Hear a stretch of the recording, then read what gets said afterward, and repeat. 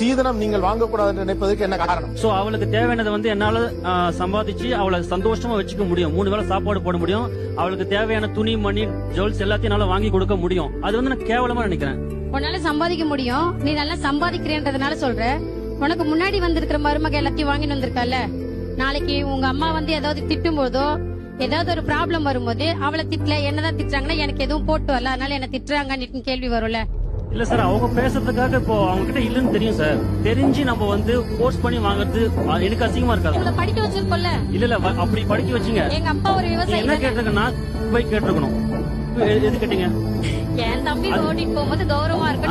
அந்த கௌரவத்தை மீன்ஸ் என்ன நடக்குதுன்னா, கௌரவத்தை எல்லாம் பேஸ் பண்ணி அவங்களுடைய கஷ்டத்தை பாக்குறதே இல்ல. அவங்களால முடியும் 5 பவுன் தான் முடியும். நீங்க வந்து 15 பவுன் கேப்பீங்க. கௌரவம் வேணும்ல சார். கௌரவமா?